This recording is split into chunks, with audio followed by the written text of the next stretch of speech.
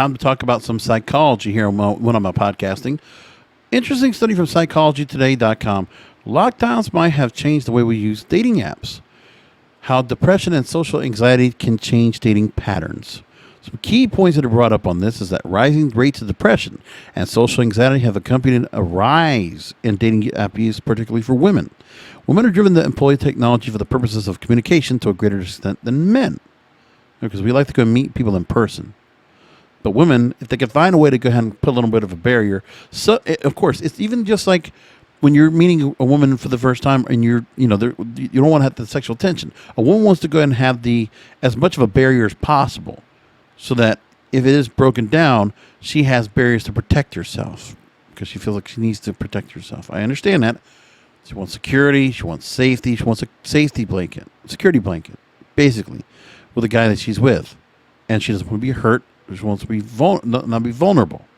That's the whole idea. And also, both men and women who scored high on social anxiety reported using dating apps for validation and self-worth, which is very true. So, what will be the effect of isolation on the use of dating apps? For example, it is likely that people will use dating apps for different reasons because of increased rates of depression and social anxiety. And will this be different for men and women? And this was explored by Ariella Linton Brim and colleagues in their study, exploring the extent to which the symptoms of depression and social anxiety influence the use of dating apps. This was a study that was put together, and I don't know who they are or where they're presented, but Ariella Linton Brim, God, that's a hard name to say. She is a psychology student, and she works at the Anxiety Research and Treatment Lab at Ryerson University. So let's talk about what she learns.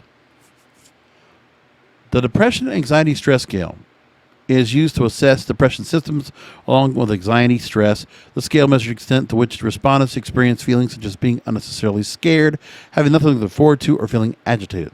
Then there's a social phobia inventory measuring anxiety across various social situations. And then there's a modified online dating inventory of evaluating online dating site use using questions such as, how far would you travel to meet someone you had met online? Or how many relationships have you had using online dating?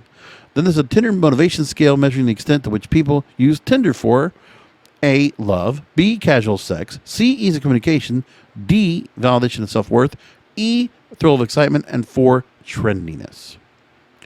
So when it comes to Tinder use, differences between men and women. Many people reported that Tinder did lead to casual sex, with more men than women deciding this as a reason for using it. Men cited ease of communication as a reason for using Tinder more than women.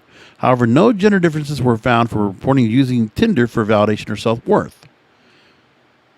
In depression and anxiety, the researchers factored in depression and anxiety scores along the motivation to use dating apps.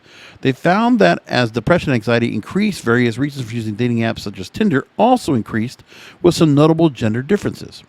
Overall, the association between social anxiety, depression symptoms, and dating app use was more prevalent in women than in men.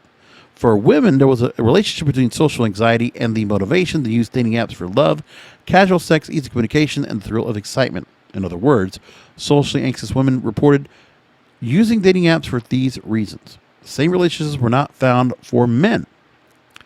And researchers found an association with depression and dating app use for casual sex, easy communication, thrill of excitement, and validation of self-worth in women, but not in men. So women needed to feel good about themselves. And women who scored higher in depression reported using dating apps for these reasons more for these reasons. So that's kind of the things they're learning about. In the current study, men with higher levels of social anxiety and depression were found to be less likely to make contact with women they had matched compared to men with lower levels of social anxiety and depression. For women, social anxiety and depression did not affect their likelihood of making contact with their matches. Instead, women were unlikely to make contact with their matches regardless of whether they displayed high or low levels of social anxiety and depression. And that was consistent with what they may consider traditional gender roles in relationship initiation, where men are more likely to make the first move. So it sounds like women are much more spread apart. They're isolating themselves more. They've gotten them more into a corner, and it's making them much more difficult to be on online dating sites to connect with somebody and actually date. So it's more just I just want to be friends. I just want you to make me feel pretty and make me feel worthy and feel value. Because that's what they want. They want to feel high value. They want to feel validation for all the work of making themselves feel beautiful and look beautiful. And they also want to have that feeling because they need to go and have, that they haven't, that they've been stuck behind and they haven't been out there to be validated and to be looked at and to be adored, right? And drooled over in some cases. When they haven't had that, then that's what goes on. One limitation of the study is that it does not enable us to conclude whether people with depressions and anxiety are likely to use dating apps or if people become more depressed and anxious because they use the dating apps. However, whether the lockdown restrictions and stay-at-home orders continue or whether we return to normal as before, the findings from this study suggest that the consequences of the resulting isolation may change our motivations for using dating apps for some time to come. Well, it's still toxic. We all know that. There's no way to go ahead and look past that at all. It's just the way it is. It's just a fact of life. So anyway, that's what we're looking at. And we're going to leave it there. Keep it short. And I will talk to you next time.